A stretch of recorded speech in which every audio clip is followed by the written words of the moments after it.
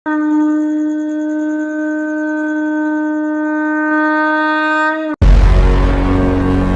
नमः शिवाय।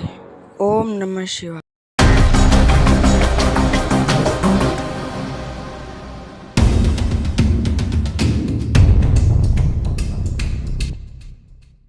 प्रेम से बोलो करौली शंकर महादेव की जय।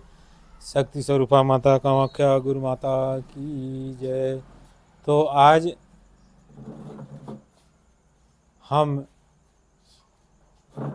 किसी बात को कैसे बढ़ती है और का बात कैसे बढ़ते बढ़ते तिल से ताड़ हो जाती है, और ताड़ से जब आदमी गिरता है तो उसके हाथ पांव टूट जाते हैं, शायद प्राण पखेरु भी उड़ जाते हैं। यह इसी संसार की देन है। यह संसार है, इस संसार में तिल से ताड़ बनते देर नहीं लगती, और ताड़ पर जब आदमी चढ़ जाता है तो नीचे गिरता है तो उसके प्राण पखेरु उड़ जाते हैं या वह अपाहिज हो जाता है। तो यदि ताड़ पर चढ़ने कोई बात तिल से ताड़ बनती है तो तिल पर ही रोक दिया जाए तो ताड़ नहीं बन पाएगा। एक गांव में एक झिंगुर नाम का किसान रहता है, और ये एक कहानी है आज से 200 साल पहले की। उस ग्रामीण परिवेश में जब ज़माना मुंशी प्रेमचंद जी का था, तो उस समय झिंगुर नाम का एक किसान था और बुद्धू नाम का एक गड़ेरिया था। झिंगुर अपनी गाय भैंस अपने खेत के बाहर चरा रहा था, उसमें 2-4 गाय वगैरह थी, और वो खुशहाल किसान था। लेकिन उस ज़माने का खुशहाल किसान भी आज के ज़माने के गरीब से भी गरीब होता था। लेकिन उस ज़माने में आधी रोटी और एक कपड़े पर भी लोग खुश रहते थे, क्योंकि धन संपत्ति की दौड़ उतनी ज़्यादा नहीं थी, समाज उतना आर्थिक दौड़ में नहीं फंसा हुआ था। और यदि किसी को 2 जून की रोटी मिल जाए, साल भर कपड़े मिल जाए, और साल भर में एक नए कपड़े मिल जाए, और 2 जून की रोटी मिल जाए, तो वह बहुत खुशकिस्मत होता था। वह हिंदुस्तान का खुशकिस्मत किसान होता था। तो झिंगुर नाम का किसान ऐसा ही था। और एक गड़ेरी था जिसका नाम था बुद्धू, वह अपनी भेड़ें चराता था। बुद्धू अपनी भेड़ को चराकर वापस लौट रहा था, शाम को 4 बज रहे थे। ऐसी स्थिति में झिंगुर किसान अपनी गाय भैंस को अपने खेत के किनारे, जो 2-1 गाय भैंस थी, उसको चरा रहा था। और झिंगुर ने अपने खेत में कोई फसल बोई हुई थी और फसल अंकुरित नहीं थी, केवल उस पर पाटा चला हुआ था। अब गड़ेरिया बुद्धू सोचता है कि यार फसल तो ख़राब होगी नहीं, क्योंकि अभी फसल उगी नहीं है, और उसकी खेत से अपनी भेड़ों को हका करके ले जाना चाहता है। झिंगुर किसान को यह बात नागवार गुजरी कि मेरी बोई हुई फसल से भेड़ क्यों ले जा रहा है। अब देखो, गड़ेरिया सोचता था कि किसान का फसल तो अभी निकला नहीं है, गन्ना तो ज़मीन के अंदर ही पड़ा है, भेड़ ले जाने से कोई नुकसान नहीं होगा।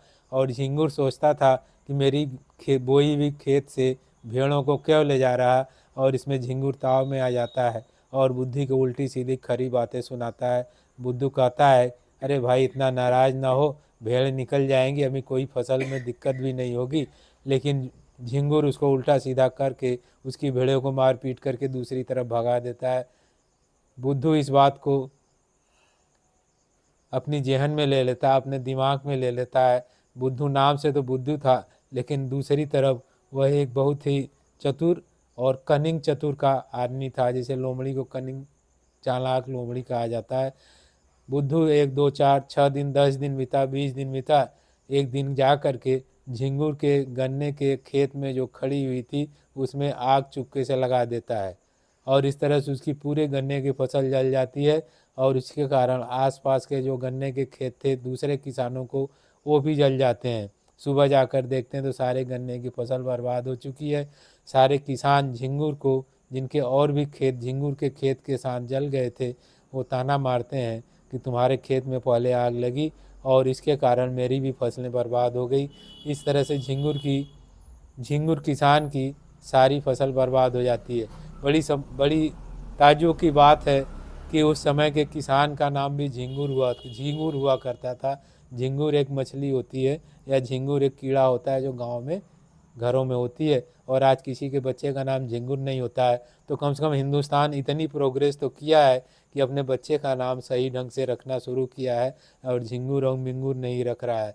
ऐसी स्थिति में ये बात धीरे धीरे वो झिंगुर को अंदाजन पता लग जाती है कि ये बुद्धू का किया हुआ ही खेल है।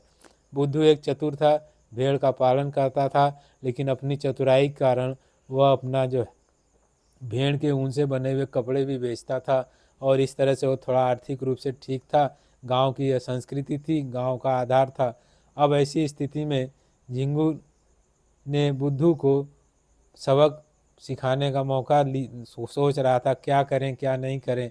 अब झिंगुर अपनी चालों को सोच रहा था, क्योंकि गांव की चाल थी, दो गरीबों की लड़ाई थी, लेकिन दो ऐसे लोगों की लड़ाई थी जो आमने सामने नहीं लड़ सकते हैं।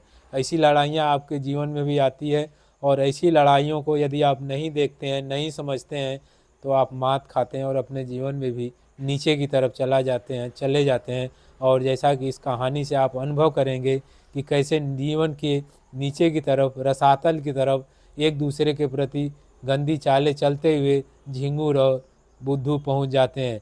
झिंगुर किसान की फसल बर्बाद हो जाती है, उसके गन्ने की खेत जल जाती है और उसकी जो आय का साधन था, जो खाने पीने की साधन थी, वो आगे के लिए बर्बाद हो गई और उसकी पत्नी और वो दुखी रहने लगे। और आसपास के किसान जिनकी खेत गन्ने के साथ जल गई थी, वो झिंगुर को ताना मारकर बाहर निकलने से रोकते रहते थे कि तुम्हारे कारण हमारी भी फसल बर्बाद हो गई। अब झिंगुर ने, अब कहानी में और इस घटना में एक ऐसा मोड़ आता है कि झिंगुर बुद्धू से बदला लेने के लिए क्या चालें चलता है, उसकी कहानी को आगे देखते हैं कि अब बुद्धू से झिंगुर दोस्ती बढ़ाता है और कोई शिकायत नहीं करता है। यहाँ कहा जाता है कि दुश्मन को यदि आपकी चाल का भनक नहीं लगे तो आप अपनी चाल में कामयाब हो सकते हैं। झिंगुर ने क्या किया, बुद्धू से दोस्ती का हाथ बढ़ाया, उसके घर आने जाने लगा, उससे प्रेम भाव कर लिया। बुद्धू तो समझता ही था कि मैं अपने खेत की फसल को इसके जलाया हूँ, लेकिन वह इस बात को नहीं समझ पा रहा था कि झिंगुर इसके साथ इतना प्रेम दिखा रहा है, इतनी दोस्ती दिखा रहा है, तो उसके पीछे इसका मकसद क्या हो सकता है। और इस तरह से दिन बीते, महीने बीते और सालों बीत गए।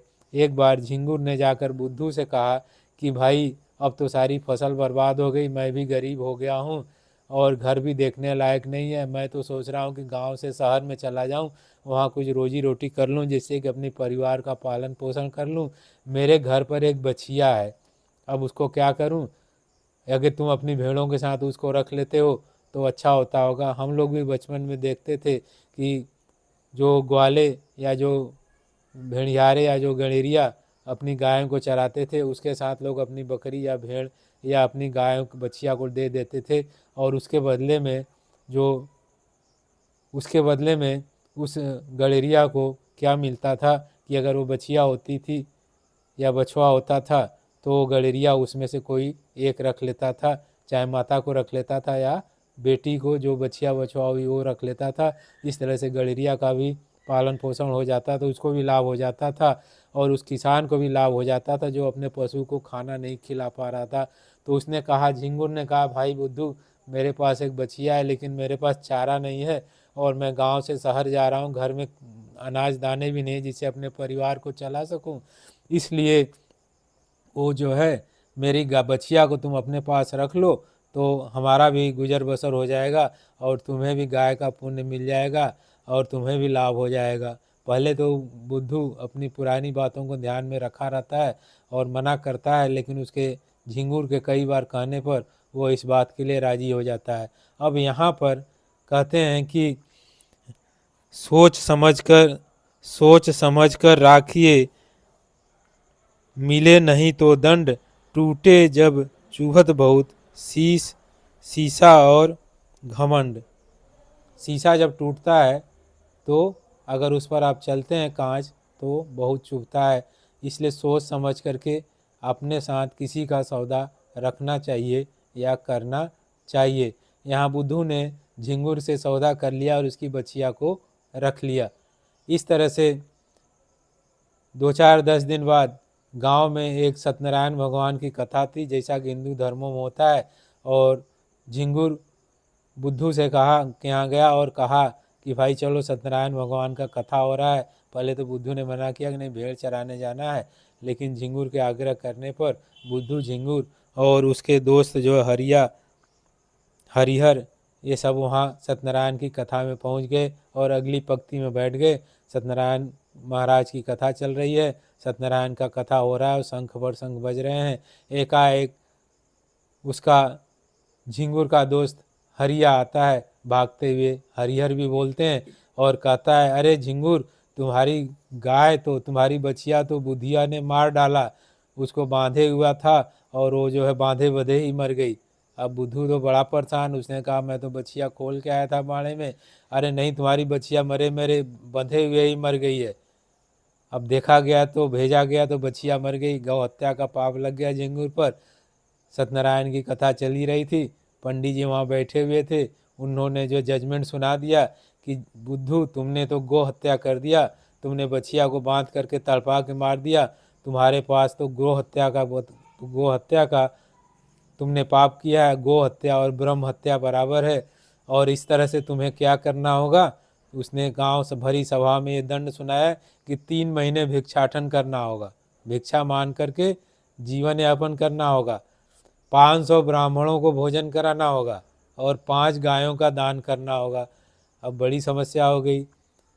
उस ज़माने में उसके गांव वालों को धर्म में इतनी आस्था थी, इतनी विश्वास थी, और पंडित जी की बातों में इतना समर्थन था कि सब गांव वाले पंडित जी की जय जयकार बोलने लगे, धर्म की जय बोलने लगे। बुद्धू प्रतिकार भी नहीं कर सकता था, और जो है बड़ी चिरौरी मिन्नत करने के बाद पंडित जी ने दया करके उसका भिक्षाटन का समय 2 महीने कर दिया, और नई सजा सुना दी कि अब 2 महीने तुम्हें भिक्षाटन पर जिंदा रहना पड़ेगा, 7 तीर्थों की यात्रा करनी पड़ेगी, और 500 ब्राह्मणों को भोजन कराना पड़ेगा, और 5 गायों का दान करना पड़ेगा। ये तुम्हारा दंड है, क्योंकि तुमने गो हत्या का पाप किया है, ब्रह्म हत्या का पाप किया है। अब बुद्धू उस पाप की सज़ा को भुगतने के लिए, पंडित जी के आदेश को मानने के लिए भिक्षाटन पर चला जाता है, और इस तरह से उसके घर पर जो उसकी गाय भेड़ें थी वो देखभाल के अभाव में कुछ गांव वाले चुरा ले जाते थे, कुछ बच्चे चुरा ले जाते थे, उसकी पत्नी मैनेज नहीं कर पाती थी, और 2 महीने बाद जब वो लौटा तो देख रहा है कि जो उसकी भेड़ें थी वो आधी सी भी आधी रह गई हैं। बाकी भेड़ों को बेच बाच करके वो किसी तरह से ब्राह्मणों की भोज करता है, और कुछ गायों का इंतजाम करके ब्राह्मणों को दान दे देता है, और इस तरह से वो पूरी तरह से उसकी गाय सब समाप्त हो जाती है। घर पर अब कुछ भी नहीं, उस बुद्धू की सभी भेड़ें बिक जाती हैं, घर पर अनाज भी नहीं रह जाता है, अब खाने के लाले पड़ जाते हैं, और गांव में उसकी बड़ी बेइज्जती भी होती है कि इसने गो हत्या किया है, इसको गो हत्या का पाप लगा है, अब इन गो हत्या का प्रायश्चित करके वो लौटा है। और इसी स्थिति में इस तरह से कहा जाए तो वह प्राचीन समय, वह 200 साल पहले की क्या सामाजिक स्थिति थी, और क्या ग्रामीण की स्थिति थी, और लोगों की क्या आर्थिक स्थिति थी, ये बताता है। और जो है बुद्धू जो है गांव से शहर में मजदूरी करने के लिए चला जाता है, और वहाँ उसी जगह मजदूरी पाता है जिस जगह झिंगुर पहले से मजदूरी कर रहा था। और वही मजदूरी क्या थी, लेबर थी, बिल्डिंग बन रहा था, और दोनों एक दूसरे को काम करते हुए पहचानते हैं, दोनों एक ही गांव से गए हुए थे। तो झिंगुर जहाँ रहता था उसने ऑफर किया कि बुद्धू तुम भी मेरे साथ रह सकते हो, लेकिन उस समय भी जातिगत प्रथा इतनी थी कि बुद्धू जो है गणेरिया था तो छोटी जाति का था, झिंगुर किसान था तो थोड़ी उससे ऊपर की जाति का, तो दोनों अपनी रसोई बनाते थे अलग। लेकिन समस्या तब आ गई, धीरे धीरे उनमें प्रेम हो गया, और रोटी जो है कोई बनाता था, चूँकि बुद्धू छोटा था तो रोटी नहीं बनाता था, क्योंकि उसके हाथ का रोटी झिंगुर नहीं खा सकता था। तो इस तरह से उस समय की जाति स्थिति और सामाजिक स्थिति यहाँ भी पता चलती है कि 200 साल पहले क्या स्थिति थी, और ब्राह्मण लोग किस तरह की सज़ा सुनाते थे, और उनकी सज़ा के पीछे उनका क्या लाभ था, क्या हानि था, कि 500 ब्राह्मणों को भोजन कराना पड़ेगा, 5 गायों का दान करना पड़ेगा, और 7 तीर्थों की यात्रा करनी पड़ेगी, और 2 महीने का भिक्षाटन करके जीवन बिताना पड़ेगा। इस तरह से इस छोटी सी बात कहाँ से शुरू हुई थी, बात शुरू हुई थी कि उसकी खेत से भेड़ को क्यों ले जा रहा है, और उस छोटी सी बात, उस तिल बराबर की बात इतनी बड़ी बन गई कि झिंगुर का भी परिवार बर्बाद हुआ और बुद्धू का भी परिवार बर्बाद हुआ। तो इसको कहते हैं कि तिल को कैसे ताड़ बन जाता है, और ताड़ से गिरकर कैसे बर्बादी होती है। एक गधा था जो एक पेड़ से बंधा हुआ था, शैतान आता है, उसको कुछ उखमत सूझती है, और वो क्या करता है, गधा को खोल देता है, गधा किसान के खेत में चला जाता है, उसकी फसल खाने लगता है। उसकी औरत वहाँ पर रहती है, वो गधे को मारती है, और बाई चांस गधा के सिर पर लग जाता है, गधा मर जाता है। अब गधा का मालिक को पता चलता है, धोबी को, वो आता है दौड़कर, देखता है उसका गधा मर गया। उसने जो किसान को, पत्नी को डंडे से मार दिया, वो बेचारी मर गई। घटना अब गधे छोड़ने से शुरू हुई थी जिसने शैतान ने शुरू किया था, और घटना अब किसान की पत्नी की मृत्यु तक पहुंच गई। किसान को पता चला कि उसकी पत्नी को तो धोबी ने मार दिया है। वो जा कर के उसके घर में उपद्रव करता है। धोबी तो रहता नहीं है और उसकी गधों की पिटाई करके उसके और गधों को मार देता है। धोबी जब लौट के आता है, देखता है कि उसके गधे मरे पड़े हैं।